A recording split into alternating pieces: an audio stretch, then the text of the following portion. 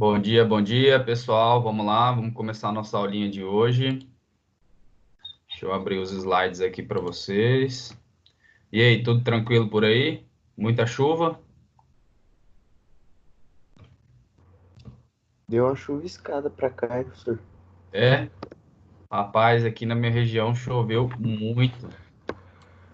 Até assustei. Pensa numa água.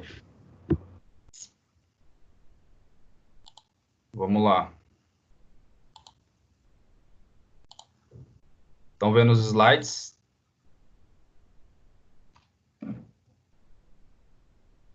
Não, agora Sim, Tá aparecendo? sim. Deixa eu ver se eu estou gravando essa aula.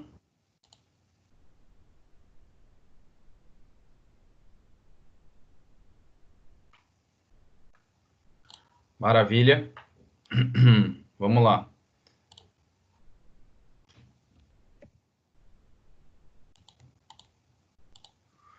Pessoal, hoje, na nossa aula de práticas hospitalares, a gente vai falar um pouquinho sobre os mamíferos exóticos, né, que são comuns na rotina. Então, essa aula era para a gente estar fazendo uma aula prática, a gente vai tentar recuperar esse tempo de quarentena depois, né?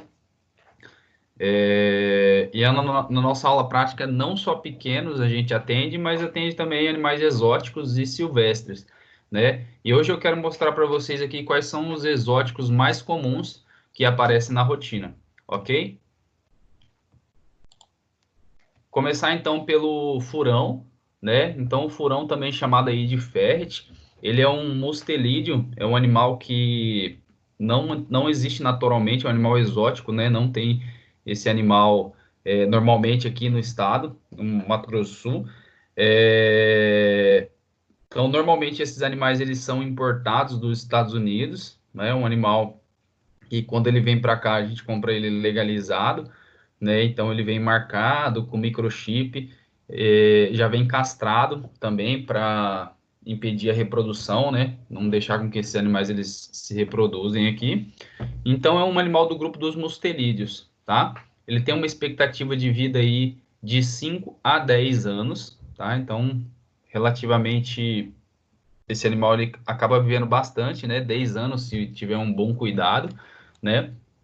É um animal pequeno, então ele chega aí até 2 quilos no máximo, e o tamanho do comprimento dele sem a cauda é 38 centímetros. Então ele é um animal comprido, né? Esticado, né? A gente pode lembrar aí um animal parecido com ele com relação ao corpo, é o Basset-Hound, né? O salsichinha, o cão. Então é um animal esticado assim, tá? Ele tem um período de gestação aí de 42 dias, tá? E é um animal que ele dorme bastante, né? Cerca de 14 horas por dia ele passa dormindo, tá? Então, isso é um comportamento comum, né? Eu já vi proprietários, uma proprietária relatar que, pô, meu animal ele dorme muito e tal. Geralmente eles dormem durante o dia, né? Tem um comportamento noturno, mas é uma coisa normal eles dormirem bastante assim. São animais que atingem a maturidade sexual de 8 a 12 meses, tá? De idade. Vão ter uma gestação aí de até 44 dias, ok? E como eu falei para vocês, é um animal de hábito noturno. Um outro animal muito comum na rotina, principalmente aqui em Campo Grande, tem aumentado bastante o atendimento desses animais, é o Red Hog, né? O famoso ouriço pigmeu, né? Vocês já devem ter visto uma foto, pessoal que já fez clínica de silvestres, provavelmente já deve ter visto esse animal nas aulas práticas, né? Então, esse é um animal que a gente tem que lembrar, bastante gente confunde, né? Acha que ele é um roedor, mas ele não é um roedor, tá? E ele também não é parente daquele ouriço que tem aqui, o porco-espinho que a gente conhece, né? Que é um animal silvestre da nossa região. É um animal que é originado lá da África, né? Então ele é exótico aqui, é silvestre lá, né? E em vida livre, esse animal ele apresenta o hábito alimentar insetívoro, né? Já em cativeiro, ele é um animal onívoro, então a gente pode estar fornecendo aí insetos, alguns vegetais, né? A gente vai adequando, ver o que que ele gosta, o que que ele não gosta. Um talinho de couve ali, ele pode comer um pouquinho, né? Não muito, não, nada muito em excesso, né? E a gente pode estar fornecendo também ração de gato para esses animais, tá? É, Então, esses animais, eles, no processo de evolução deles, eles se adaptaram, né? Adaptaram os seus pelos em forma de espinho. Então, foi um mecanismo de proteção que eles conseguiram desenvolver, né? Para tentar sobreviver, fugir de predador, se proteger dos predadores, né? Embora ele seja um animal pequenininho, que pese aí cerca de 450 gramas, ele é um animal que ele vive bastante, né? Se a gente for comparar ele com um animal do mesmo tamanho, por exemplo, um hamster, que vai viver 3 anos, né? Esse animal ele vai viver aí 12 anos de idade, né? É um animal que ele apresenta hábito noturno, isso é uma característica que a gente tem que saber, né? Eu tenho uma colega, uma cliente, que ela mora em apartamento e ela queria um animal de estimação. Gato ela não queria, porque o gato se movimenta muito, o apartamento é pequeno, ela não queria deixar o gato sair, tá certa ela, né? E cachorro então piorou porque faz sujeira, ela tem que levar para passear 2 vezes ao dia, no mínimo, né? Então ela queria um animal de estimação, ela trabalha durante o dia e fica à noite em casa, então ela perguntando que animais que eu podia indicar para ela, eu indiquei hamster, né? Porquinho da Índia e tal, e ela descobriu o Red Hog, né? Descobriu uma colega dela estava vendendo um filhote e acabou comprando esse Red Hog, né? Só que esse animal ele tem o hábito noturno, né? E ela deixava o animal dentro do quarto dela, numa caixinha, um viveiro, né? Que ela fez, um terráriozinho de 1 metro por 50 por 50. E aí, esse animal, por ter o hábito noturno, ele fica a noite inteira se movimentando, né? Então, ele fica brincando, roendo, correndo, né? Fazendo as atividades dele durante a noite. E isso acabou atrapalhando, ela acabou se incomodando com isso, né? Então, assim, a gente tem que saber qual que é o hábito do animal, né? Qual que é o horário que ele vai estar ativo, por quê? Porque eu tenho que me adaptar àquilo ali, né? Importante a gente falar que tem que pôr enriquecimento ambiental, né? Para o animal não se estressar, né? É, assim, pensar que um cuidado com um animal desse é um animal delicado, é um animal que exige atenção também, né? A gente não pode comprar um animal, né, e colocar ele num terrário e esquecer só colocar alimento e água e achar que o animal vai ficar bem, né? Com o passar do tempo, ele pode desenvolver algumas patologias muito devido ao estresse, né? Devido a uma alimentação inadequada, né? Então a gente tem que pensar nesses pontos, tá? É um animal que ele é relativamente pequeno, né? Ele vai chegar aí no máximo até 25 centímetros de comprimento, né? Isso já estou dizendo um animal grande, né? Normalmente eles são um pouquinho menores, cerca de 15 a 20 centímetros, tá? Tem um período de gestação aí de até 40 dias, normal é de 30 a 40 dias, tá? E a fêmea consegue colocar até fazer a gestação de até 4 filhotes, tá? Normalmente é 2, 3, 4 filhotes no máximo, né?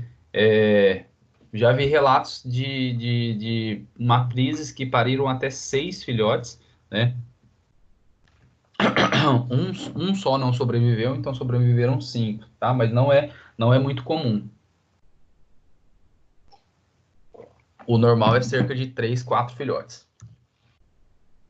Temperatura desse animal. Então, ele é um animal que tem um metabolismo lento, né? Não é muito acelerado, não é comparado com um mamífero, assim, ele é bem tranquilo, né?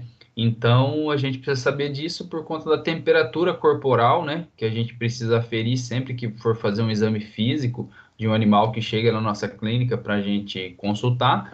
É importante a gente saber a temperatura, né?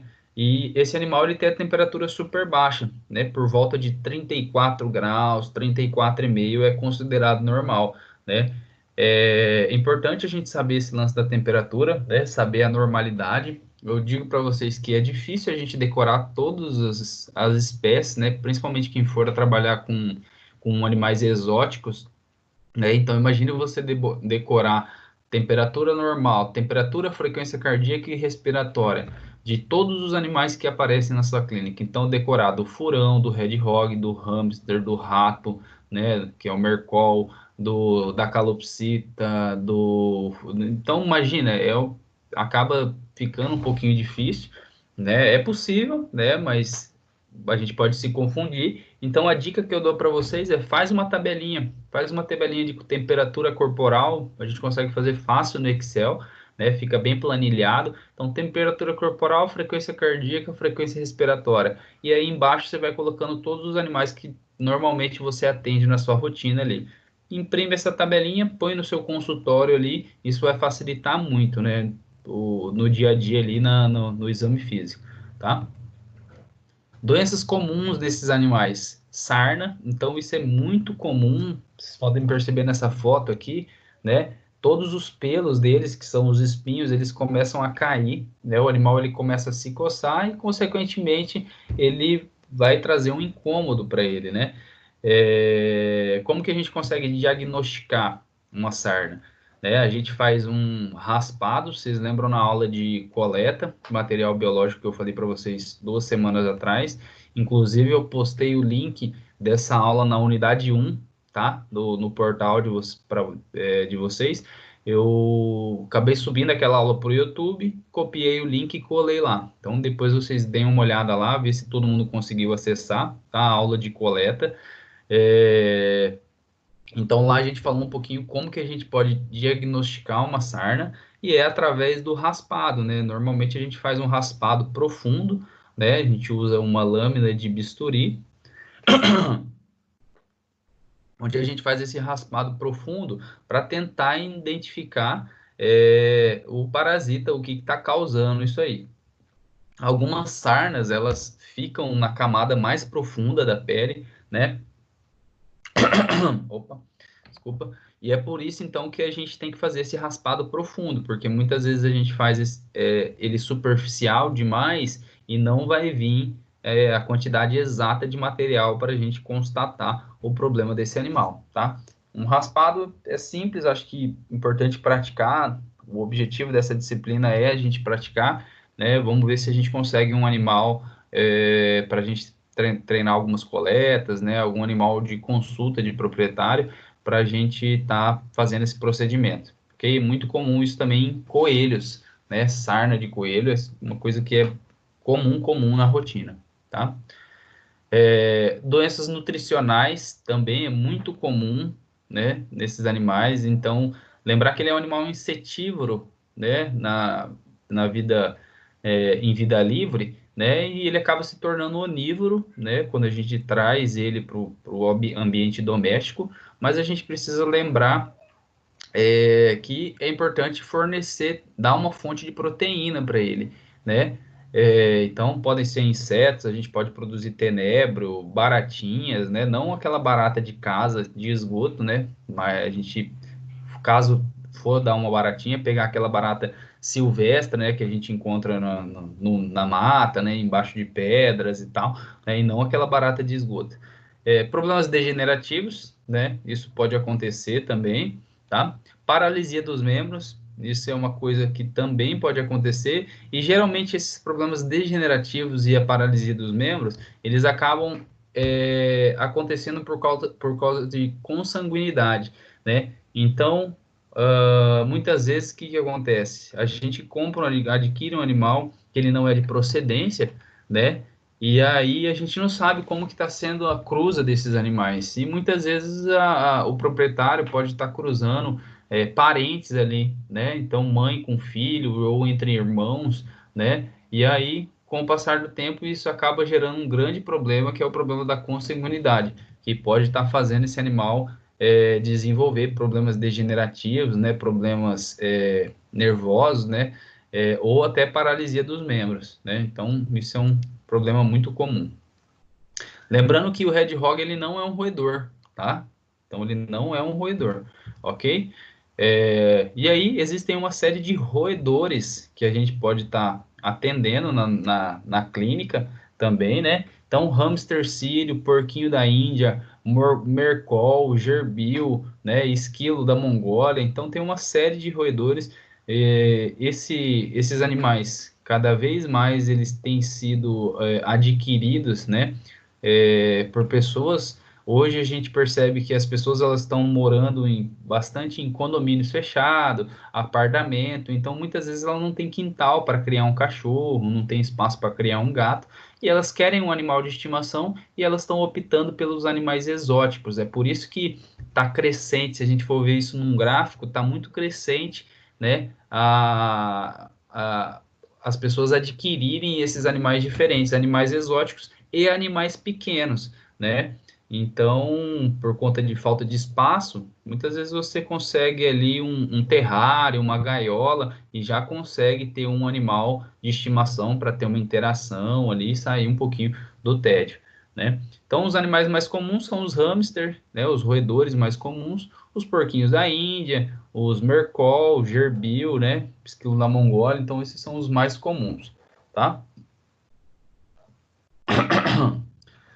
Com relação ao hamster, bom, é um animal que a expectativa de vida dele é baixa, né? Então, cerca de 3 anos de idade, esse animal ele já é um senhor, né? E, consequentemente, ele acaba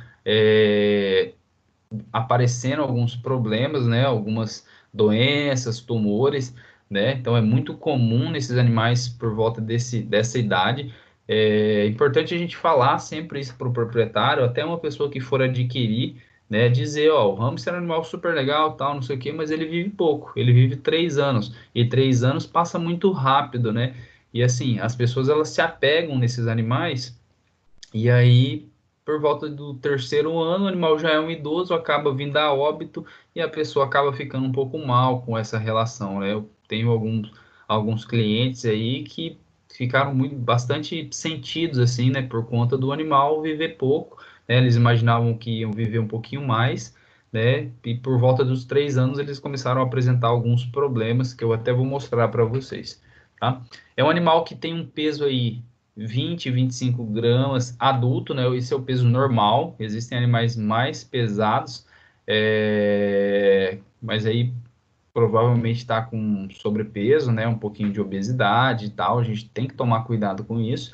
E uma coisa importante que eu venho falar também com relação ao peso é sobre o cálculo de medicação, né? Então a gente tem que fazer o cálculo bem certinho para conseguir administrar a medicação adequada, a quantidade adequada para esses animais, né? Então imagina, um animal de 25 gramas é muito pequeno, né? Se eu calculo mal a medicação ou não calculo, eu posso estar dando um excesso de medicação e causando outros problemas aí, né? Alteração com isso, vou estar sobrecarregando o fígado, vou estar sobrecarregando o rim, posso contribuir para ter um problema gástrico, né? Uma úlcera gástrica. Então, essa é a importância da gente fazer um cálculo bem feito, né? Um cálculo de medicação. E isso não só com esses animais, mas todos os animais, né? Eu vejo por aí veterinários que eles não calculam a medicação, vão no olho, né? Administra meio assim empiricamente. Então tem que tomar cuidado com isso, porque aquela medicação muitas vezes que é para ajudar o animal, ela pode estar acabando atrapalhando, né? Então ela vai acabar atrapalhando o estado de saúde daquele animal, ok? Período de gestação desse animal, cerca de 22 dias, tá? Ele, como eu falei, é um animal pequeno, né? É um animal bem leve, e o comprimento dele, ele chega aí até 5 centímetros um animal adulto, tá? Ele tem o hábito alimentar onívoro, né? Então, você pode estar dando aí frutas, vegetais, ração, né? O ideal é que você dê uma ração balanceada, né? Então existem rações muito boas no mercado, né? Que ela é especial para hamster, né? Então ela vai vir toda balanceada com todos os nutrientes que ele precisa, né? Nutrientes parecidos com o que ele encontraria numa dieta de vida livre, tá? Um outro animal muito comum na rotina, tem aparecido bastante, é o mercol, tá? Então são aquelas ratazanas de laboratório, né? Acho que muitos de vocês já devem ter visto, né? Então é um animal que ele veio lá da Ásia, né? Daquela região do Oriente Médio. É um animal mais pesado que o hamster. Acordei meio ruim da garganta hoje.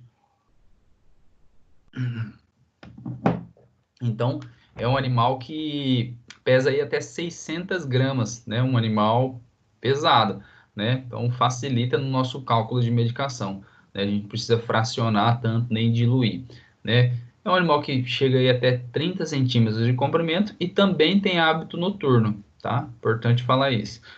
Também é onívoro, né? Existem rações aí que a gente pode estar fornecendo. Fora rações, a gente pode estar dando uma fonte de proteína, pode estar dando um ovo cozido, um pedacinho de carne de vez em quando, frutas, legumes, né? Isso é essencial, né? Algumas folhas, né? E são animais que eles estão comendo o tempo todo, né? Para vocês terem uma ideia, eles se alimentam aí de 15 a 20 vezes por dia, tá?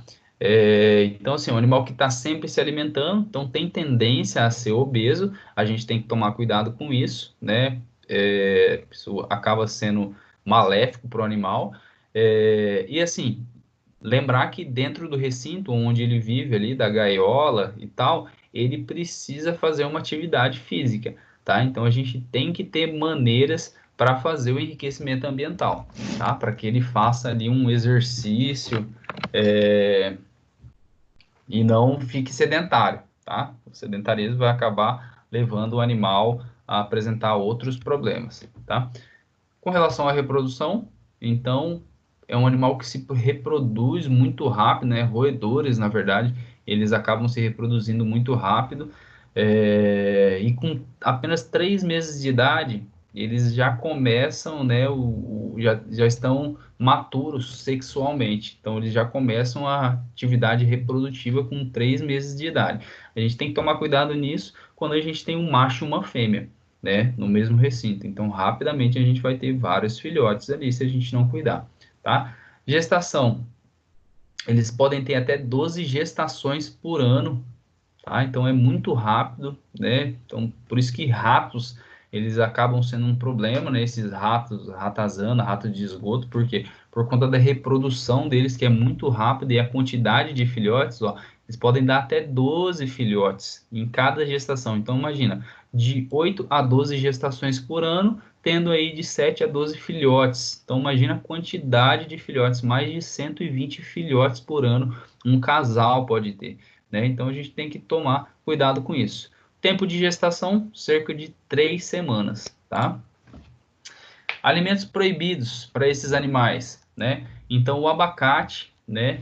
A gente tem que ter cautela com relação a isso. Por quê? Porque ele tem um ácido que é tóxico para esses animais, tá? Então, tanto nas folhas quanto na casca ou o caroço de abacate, a gente tem que ter cautela, de preferência evitar, né? Fornecer esses alimentos. Bebidas gasosas, óbvio, né? Refrigerante, cerveja, água gaseificada. Então, né, os refrigerantes, principalmente até para os seres humanos, ele não é saudável, né?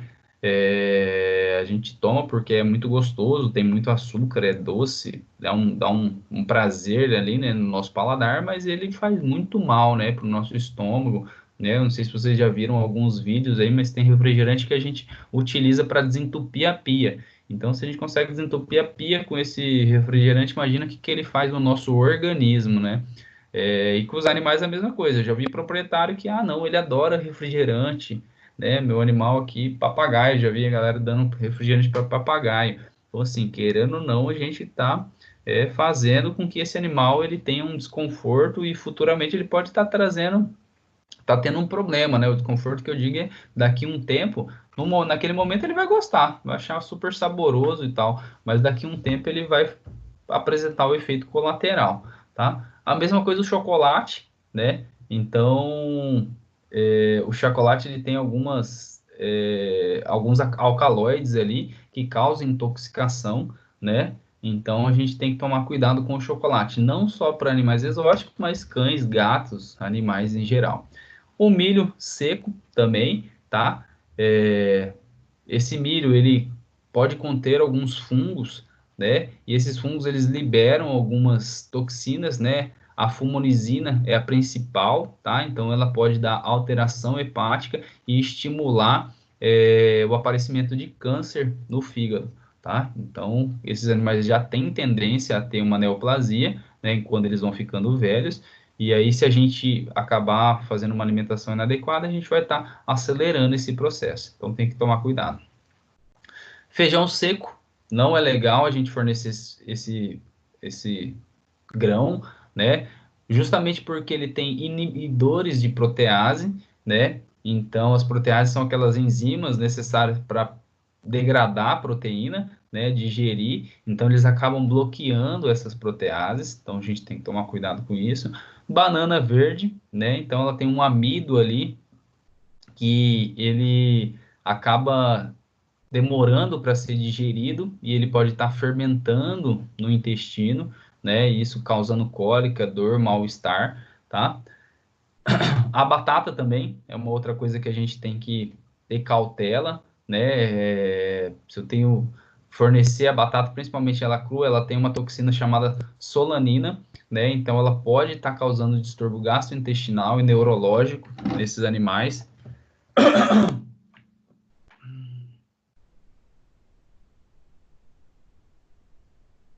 O alcaçuz, né? É um outro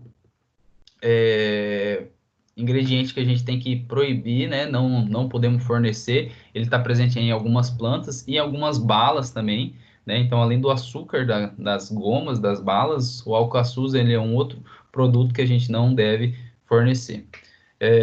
Suco de laranja, né? Também a gente deve evitar, né? Por quê? Porque eles podem estimular o aparecimento de câncer renal nos gatos machos, nos ratos machos, tá? Batata doce crua, então ela tem um inibidor aí de tripsina, que ela também bloqueia a digestão das proteínas, tá? Então, quando for fornecida, tem que ser fornecida com cautela, né? Então, uma vez por semana, duas no máximo, não é uma coisa que pode estar fornecendo todos os dias. O repolho roxo também é um outro problema, né? Então, ele pode causar aí deficiência de vitamina B, tá? Então, a gente deve evitar o repolho. E o leite de soja, tá? O leite de soja, ele tem precursores de estrogênio, né? E isso vai estimular o animal a desenvolver tumores, tá? Neoplasias.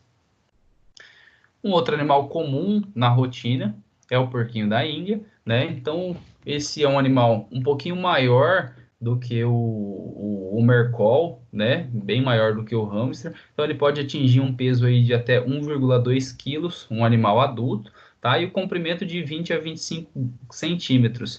É um animal que ele vive um pouquinho mais, também, se a gente for comparar com um hamster que vive 3 anos, esse é um animal que pode viver até 8 anos, né? Dependendo da qualidade de vida que esse animal ele está tendo, né? A nutrição, o estresse que ele passa, o ambiente, higienização, como que é o recinto, todos esses cuidados. Então, a gente pode aumentar ou diminuir a expectativa de vida de um animal de acordo com esses cuidados que a gente toma, né? É um animal que ele vai ter um período de gestação aí de 59 a 72 dias, tá? O peso, como eu falei para vocês, pode chegar até 1,2 quilos, um animal adulto grande, esse já é um animal pesado, né? É um animal que ele vive em grupos, então é interessante a gente ter mais de um porquinho da Índia. Ah, eu quero ter um porquinho da Índia, tenha dois. Por quê? Porque eles vão interagir entre eles, então eles vão dormir junto, eles vão acordar junto, eles vão brincar, eles vão se comunicar, então eles gostam dessa convivência. Naturalmente, na natureza, eles vivem em grupo, né? Então é um pouco egoísta eu trazer esse animal perto de mim, que ele se acostuma com o dono, mas muitas vezes a gente não tem o tempo de dar aquela atenção para os nossos animais como eles gostariam, né? E consequentemente eles vão sofrer um pouco com isso, né? Com carência, solidão, querendo ou não, os animais eles têm esses sentimentos também, eles sentem falta de uma companhia. Então eu sempre indico, né? Alguns animais eles têm comportamento solitário, né? Então eles vão acabar brigando se ele tiver com outro indivíduo, o caso do Red Hog, por exemplo, né? Então, dependendo do indivíduo ali, eles vão acabar entrando em conflito, porque eles são animais solitários, mas no caso do porquinho da Índia, ele é um animal que vive em grupo, né? Então ele gosta dessa relação social. Então é importante que eu tenha mais de um animal, se eu quero ter uma coisa, que eu quero fornecer uma qualidade de vida para esse bicho, né? Então, legal, você ter dois animais, no mínimo dois, né? Porque daí eles vão ter uma relação ali, uma interação um com o outro e fica bem tranquilo, tá? São animais herbívoros, né? Então eles vão se alimentar de vegetais, folhas, frutos, sementes, né? Ração, existem rações balanceadas para para esses animais. E é um animal que apresenta um hábito noturno, um outro ponto importante também. Então, durante a noite, ele vai se movimentar, durante o dia, ele vai dormir a maior parte do dia, ok? Uma coisa importante com relação a esses animais é que eu devo fornecer vitamina C, tá? Então, esse é um fator importante, né? Caso eu não forneça vitamina C, ele pode desenvolver algumas patologias, né? É um animal que ele pode apresentar com o tempo dificuldade locomotora, tá?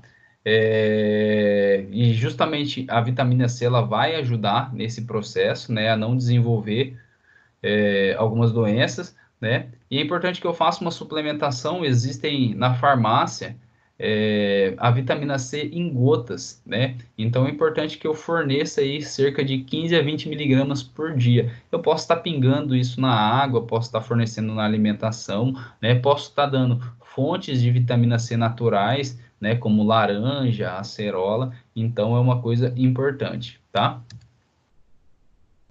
Um outro animal muito comum é o esquilo da Mongólia, né? Então esse é um animal super pequenininho, né? Chega a pesar aí 100 gramas no máximo, um animal saudável, né? Talvez um animal obeso pese aí um pouquinho mais, cerca de 120 gramas. Ele tem um período de gestação de 25 dias, tá? Então super rápido. Acho que está errado esse slide aqui, vou dar uma melhorada, vou confirmar para vocês. Mas 58 gramas o peso adulto, eu acho que acabei digitando errado aqui, tá? Depois eu confirmo para vocês. E o animal que pode chegar aí, o tamanho do comprimento dele até 11 centímetros, um animal adulto, tá bom? Casos clínicos comuns em roedores. Como eu falei para vocês, tumores, né? Então, olha o tamanho do tumor desse animal, né? Isso é uma coisa que está muito presente na rotina. Então, a cada 10 animais que vocês atenderem, 7, 8 eles vão apresentar um tumor, né? Isso é um fator que pode estar relacionado com a genética, com sanguinidade, a idade deles, né? Se tratar um animal idoso, então aumentam as chances, né? Como que eu resolvo esse problema aqui? Dependendo da idade do animal, eu vou fazer a cirurgia. Então, eu faço uma citologia, né? Na aula de coleta eu falei um pouquinho sobre citologia. Faço uma citologia, uma punção, né, com a agulha, dou uma olhada no laboratório, vejo que tipo de tumor é. Importante fazer um raio-x ou ultrassom para ver se não tem metástase, né? Se esse tumor ele não se espalhou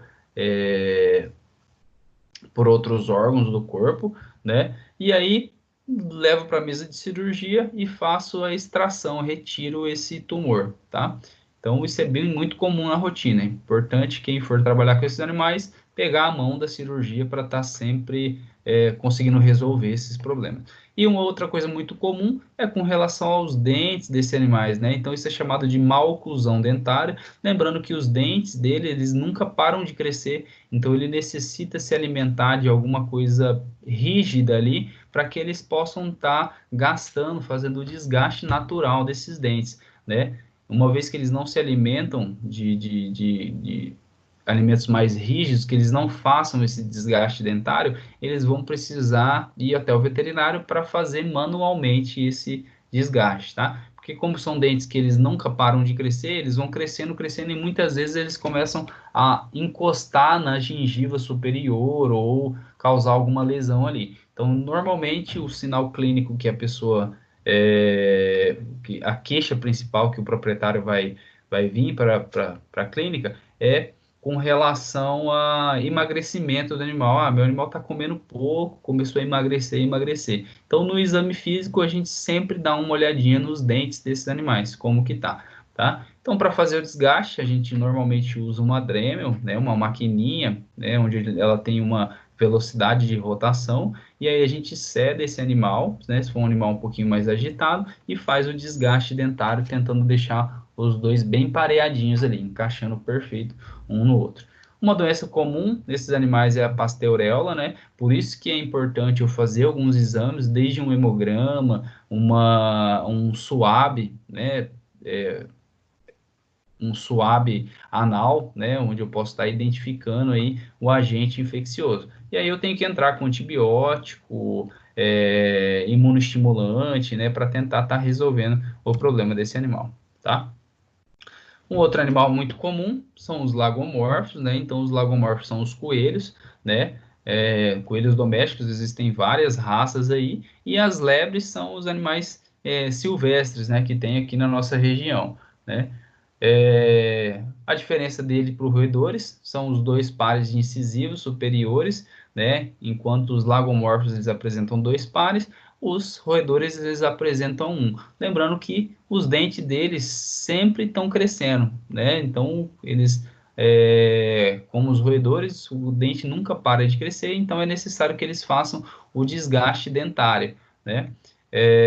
Sempre que o animal chegar, né, na clínica com um problema odontológico, que você percebeu que os incisivos, os dentes incisivos deles estão bem grandes, né, e precisa fazer um desgaste, é importante que a gente faça um raio-x para saber como que estão os molares e os pré-molares deles ali, né? Então, os dentes lá de trás, a gente tentar identificar como que está esse dente também, né? Eles apresentam a cavidade oral bem pequena, então a gente não consegue observar só com a abertura da boca, né? Então a gente precisa do raio-x ou sedar esse animal, colocar numa mesa odontológica para ver se a gente consegue abrir a boca desse animal e sentir ou observar como que estão os dentes lá atrás, tá?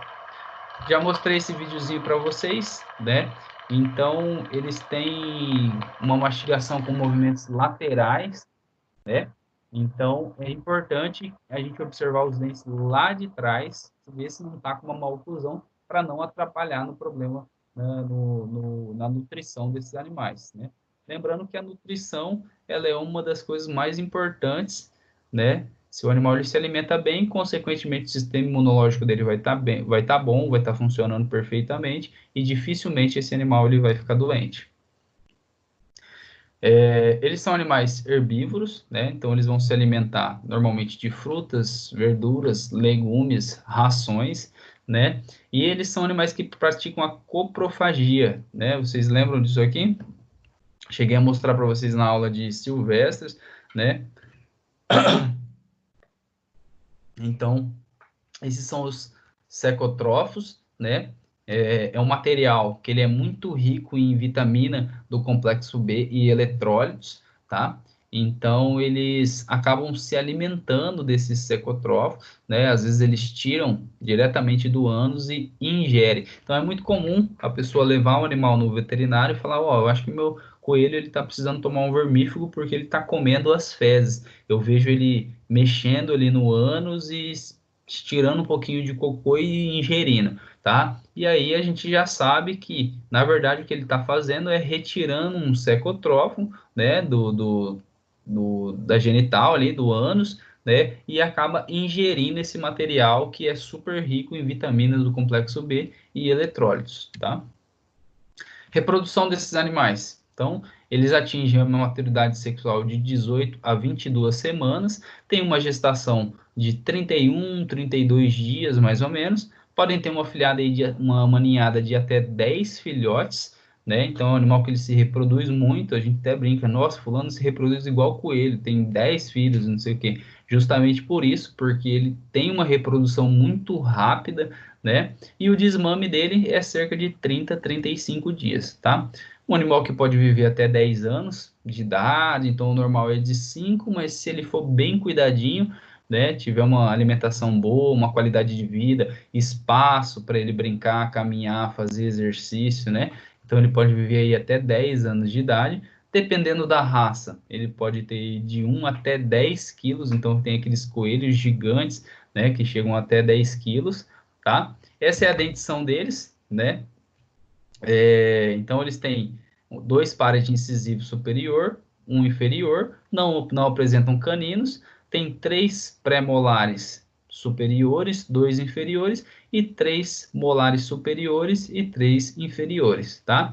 Frequência cardíaca e respiratória e temperatura, coloquem naquela tabelinha que eu falei para vocês, né? Então, que a gente vai pegando todos os animais, vai montando uma tabelinha, isso vai facilitar. Então, a frequência respiratória é de 30 a 60 movimentos por minuto, frequência cardíaca chega aí até 300 batimentos por minuto. Muitas vezes a gente não consegue contar esses batimentos cardíacos, né? Mas a gente consegue, pelo menos, auscultar, ver se tem ritmo, ver se não tem um sopro, um som diferente ali do convencional que a gente está acostumado, tá? Importante a gente estar sempre auscultando os animais, tá, pessoal? Seja cão, gato, roedor, ave. Importante a gente pegou um animal, ausculta, mesmo se for aquele animal saudável na casa de vocês, só para a gente ter um comparativo e quando pegar um animal que está com uma auscultação anormal, a gente saber diferenciar. Opa, esse animal aqui está com som diferente, né? Não está normal. Né? Se a gente não conhece o que é o normal, dificilmente a gente vai conseguir identificar o que é anormal, tá? Temperatura desse animal, vocês lembram o Red Hog que era 34 graus? Esse aqui é bem mais alta, né? Então cerca de 38,5 a 40 graus. Lembrar que a contenção de coelho, né? A gente nunca deve pegar pelas orelhas, né? A melhor forma de conter é como se a gente estivesse contendo gato, né? Então, por aquela prega do pescoço e apoiar um membro posterior com a outra mão, tá? Como na foto aqui que vocês conseguem observar. Então, essa é a melhor maneira para segurar, para fazer a contenção física de um coelho, tá? Coleta de sangue, a gente pode estar utilizando veia jugular, cefálica, safena lateral ou auricular, né? Então, no meio da orelha aqui passa uma artéria, tá? E ela vai uma artéria e volta uma veia na base lateral da orelha aqui. Então, é aqui nessa lateral que eu consigo coletar o sangue da veia auricular, tá? Então, eu normalmente vou direto nessa veia que ela é fácil de enxergar, né? Peço para alguém fazer aquela contenção física, então o animal fica fácil de a gente trabalhar com esse animal, muito mais fácil de coletar da jugular, por exemplo. Mas isso vai de pessoa para pessoa também. Às vezes um profissional tem mais experiência com a jugular, outro tem mais experiência com a cefálica, outro com a safena. Isso vai de acordo com a experiência de vocês, tá? Com a prática. Casos comuns, né? Como eu falei para vocês, doenças parasitárias, então sarna de ouvido, isso é muito comum, sarna nesses animais, né? Verminose também, isso é bem comum, vou passar um protocolo que eu gosto de usar nesses animais, tá? Próximo slide, acho que já é ele. Má oclusão dentária, então isso está comum também na rotina, a gente precisa fazer o desgaste dentário, então cede esse animal, né? E aí faz o desgaste dentário. Traumas, né? Animal atropelado, caiu, fraturou a pata, ou o cachorro pegou, coisas do tipo, né? Então, se a gente vai precisar fazer um exame de raio-x, uma palpação, avaliar de acordo com o tipo de trauma que o animal vai estar apresentando. Mastite é comum também, então a gente vai entrar com antibiótico, normalmente, né? Tentar identificar que bactéria que é, fazer um exame mais específico e entrar com antibiótico. Pododermatite é bastante comum, isso está relacionado com falta de higiene do recinto, né? Então, aquele recinto muito úmido, onde o proprietário não limpa muito o recinto, fica aquela umidade, secreção, fezes, urina. Então, o animal caminhando, né, nesse ambiente pode desenvolver uma pododermatite, tá? E problemas gastrointestinais,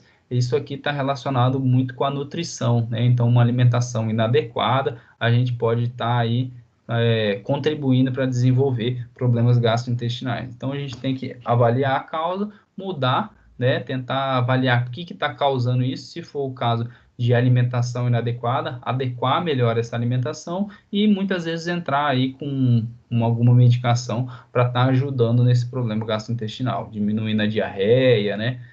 E etc. Uma recomendação de vermífugo, né?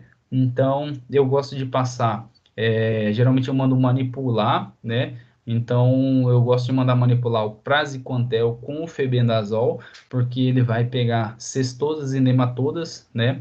Então, é um protocolo bem eficiente, são os animais mais comuns que a gente, os parasitas mais comuns, né? Que que estão presentes na flora intestinal desses animais, né, dos lagomorfos. Então, com uma manipulação de praziquantel com febendazol, muitas vezes a gente manda manipular em formas de biscoito com sabor, né, de banana, maçã, então fica fácil de administrar, eles gostam, acabam se alimentando, né, dessa medicação, né, saborizada, então isso facilita ali, tá? Então, é um protocolo que eu gosto.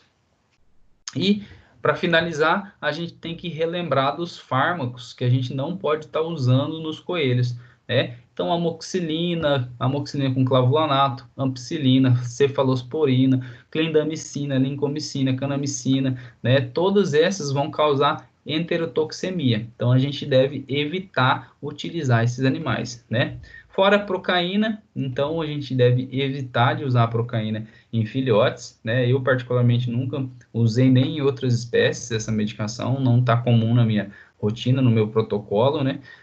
E o fipronil, a gente deve sempre evitar, por quê? Por conta dos distúrbios nervosos que ele pode estar causando no animal, levando esse animal à morte, tá? Uma outra medicação, que essa é comum na rotina de exóticos e silvestres, né? A gente usa bastante a tiletamina, né? Tiletamina com zolazepam, que é o famoso Zoletil. Então, assim, a gente tem que ter cautela quando for usar o Zoletil nesses animais. Por quê? Porque ele é nefrotóxico, né? Então, esses animais, eles têm o rim muito sensível, e aí é importante a gente tomar cuidado quando for administrar. Ah, significa que eu não posso administrar? Não, pode administrar com muita cautela, usando sempre a dose mais baixa que você puder, tá? Então, a gente tem que evitar fazer a utilização dessa medicação por muito tempo para evitar um risco aí de causar um problema maior nesses animais. Beleza?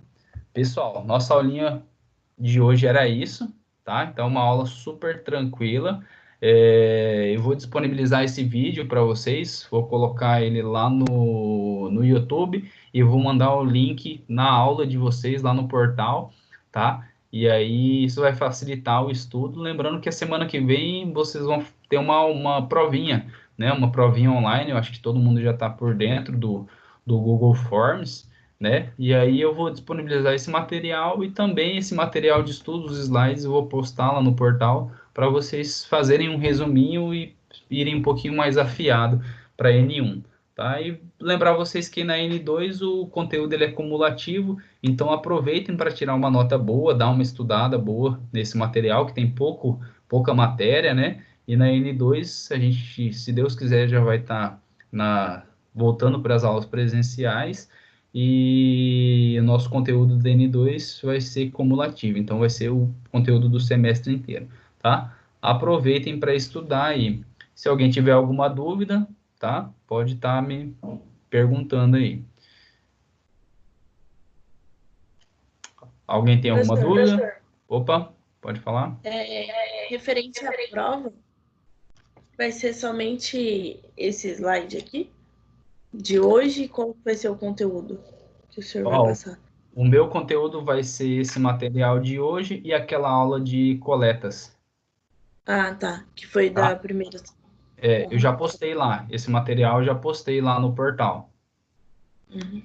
Tá Aí ok. vai ser, como a gente está em 4 professores nessa disciplina, vão ser 3 questões de cada professor, Ah, entendi.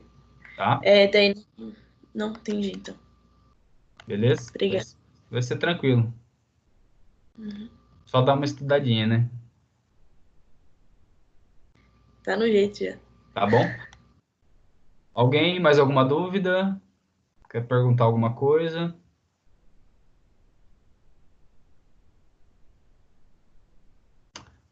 Então tá, pessoal. Então, vou liberar vocês, tá? Qualquer coisa podem estar me mandando um e-mail, uma mensagem, e aí eu esclareço qualquer dúvida que vocês tiverem, ok? Ok, obrigado, professor. Por nada, até mais. Boa semana. Igualmente. Falou, grande Lucas. Falou, seu Adilson. Vê se estuda, hein? Aproveite essa quarentena para estudar. Positivo, professor. Um abraço. Valeu, abraço.